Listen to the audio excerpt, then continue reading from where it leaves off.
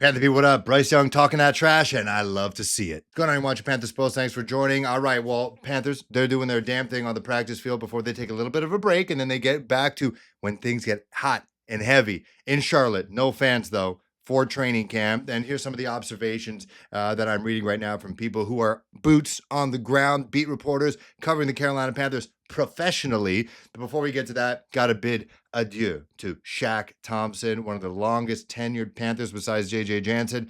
He is going to Carolina North. He's being reunited with the former general manager of the Carolina Panthers, Brandon Beane, and going to Buffalo. And so, anytime the Buffalo Bills may advance in the playoffs, as long as it's not against the Carolina Panthers in the Super Bowl, they will always have somewhat of a part of my heart because it's the closest team to where I live in Toronto, but also as they've developed the last couple of years since Brandon Beane showed up, they really are a pipeline to the Carolina Panthers. Start Lotulelei, now Shaq Thompson. The way I see Josh Allen, he's kind of Cam Newton 2.0. He's like his stepson with maybe a little bit of DNA tracked over when it comes to being a dual threat quarterback. He's got a laser rocket arm.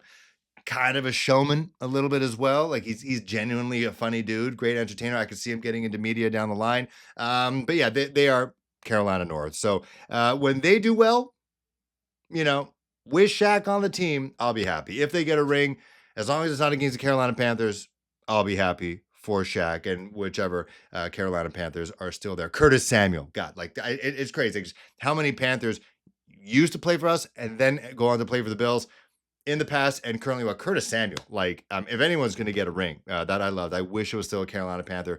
It's him. If he gets a ring with the Bills, that'd be great. Anyways, Shaq, I'm just happy that he's playing ball. That after an Achilles, that thing is normally a career ender. The fact that he's going to be out there, he's going to be playing, he's going to be a great leader for that team, a great addition to that squad, and shout out to him. All right, let's talk about practice. Spirited practice, I might say. We're getting reports a couple days ago that, Bryce Young kind of feeling himself a little bit. He had that 5 o'clock shadow going on. I didn't know he can do that. Didn't know he can grow one of those. I'm jealous. But he seems to have shaved it off. But he was feeling pretty good. He was jawing a little bit with J.C. Horn, and that's what you love to see, just kind of going back and forth with each other.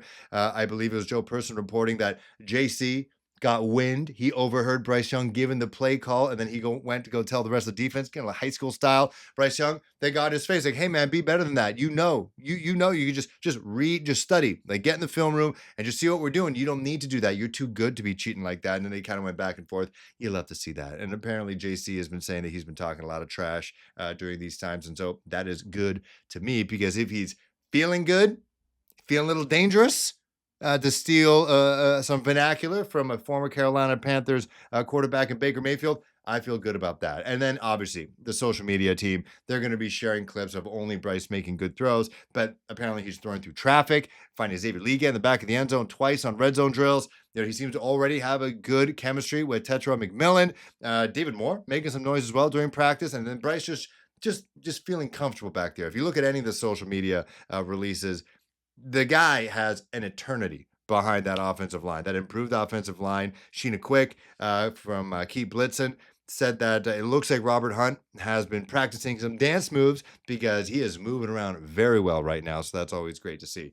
But yeah, if Bryce is confident, I think that's only a good thing for this team. And Dave Canales was talking about that. Either it was during a special event where they were kind of doing chalk talk, talking with the coordinators and everybody about just the off season, the game plan, all that stuff heading into this very important season, in my opinion.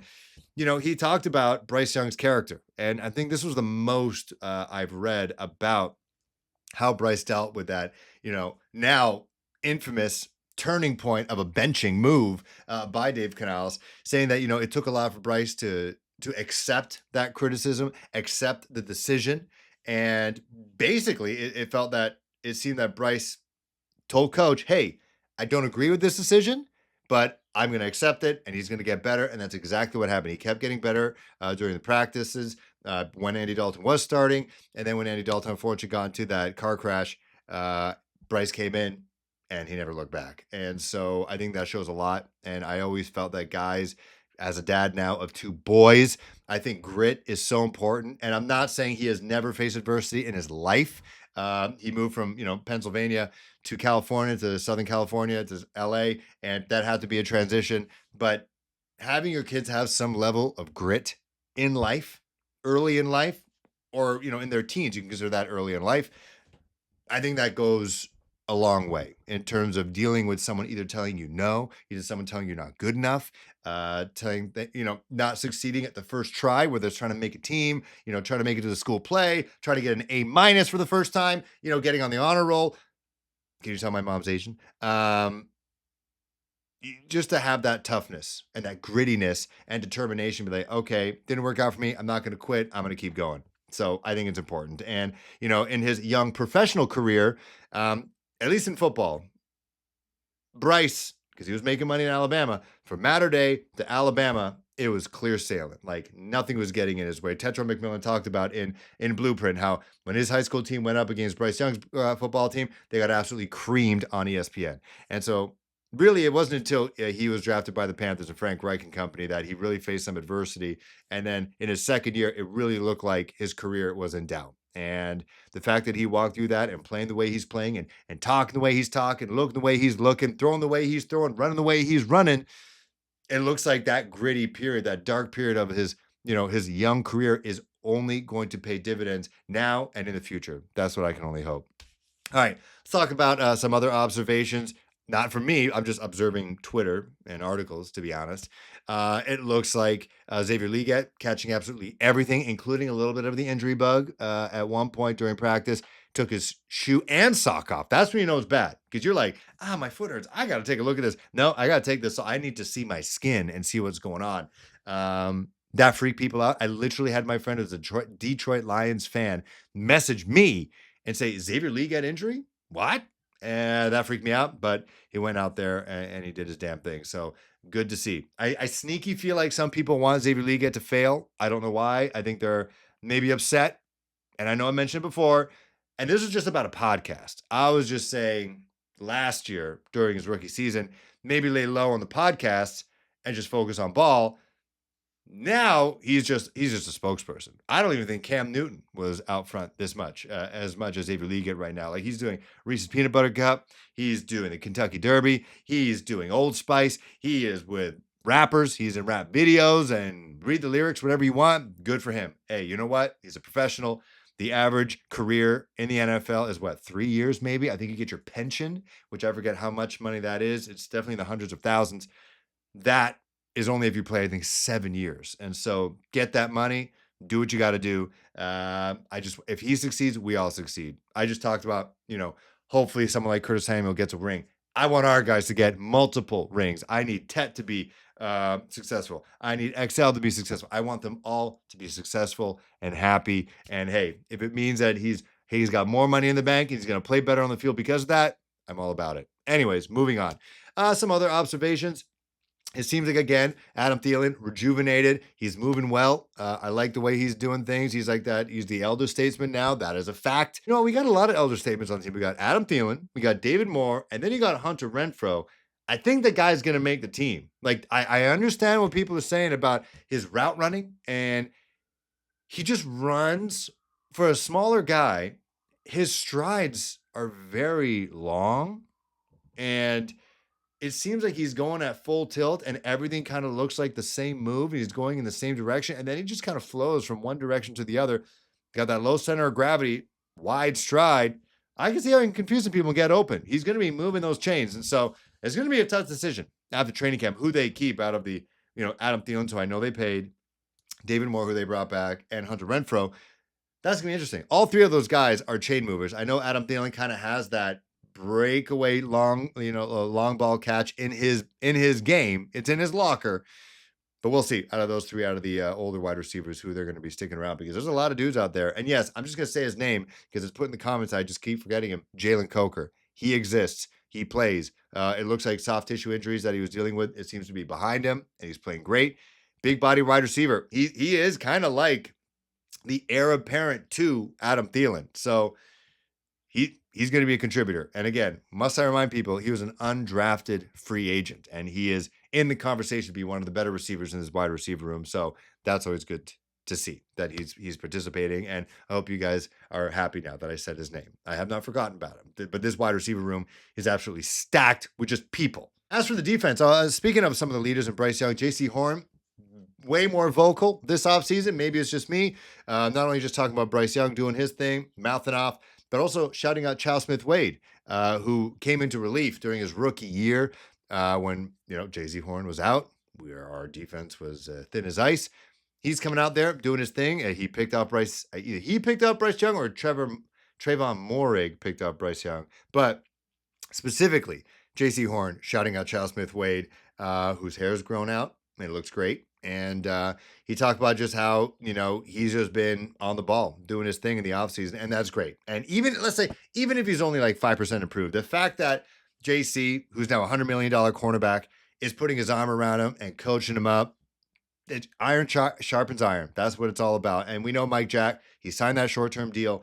If we need someone to come in relief of Mike Jackson who gets hurt, whatever, Chow Smith-Wade in the offseason right now, he's getting the reps, he's getting the praise, he's going to get the coaching, and he will get an opportunity at some point this year if either one of the corners on either side of the field goes down, and he will be ready. And it's just great to see that JC is doing his thing. He's not much of a rah-rah guy. He's talked about he's a lead by example, and if he can take Chow Smith-Wade under his wing and kind of show him the ways of the force, and when he does get that opportunity to start, everyone's happy. Also, someone who's making the rounds on Panthers Twitter and also on Panthers social media, they are feeding us this footage, propaganda, if you will. Mitch Evans, I'm going to call him Mitch, the rookie tight end out of Notre Dame. He's looking pretty damn good. And I talked about this before in the who won, who lost in this draft. I talked about JT Sanders, either he losing out or Tommy Tremble. Tommy Tremble's been hurt. He had back surgery, so he's not really doing much. So he might end up being the quote unquote loser, not as a man, just like in terms of playing time. And, your best ability is availability and durability. And right now, Mitch Evans and JT Sanders are doing their damn thing. But specifically, not JT Sanders, Mitchell Evans, just because he's the new guy, just the way he moves for a big tight end who also had reconstructive surgery on his ACL. I think he's going to be a tool for sure in this offense. It was just good to see he's getting love from the team socially and also moving well.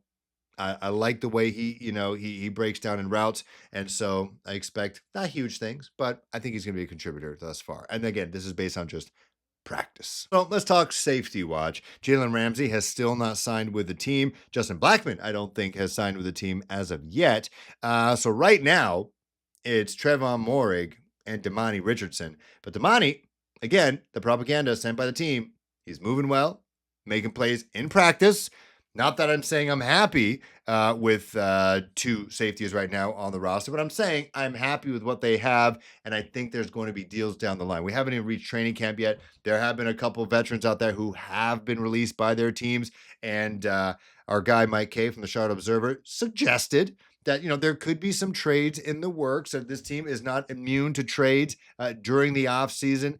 During training camp, before training camp, remember, they traded away their 7th-round pick, the linebacker out of Michigan, to the Seattle Seahawks to get Mike Jackson, who has been with the team and is now a starting cornerback on this squad, a contributing member.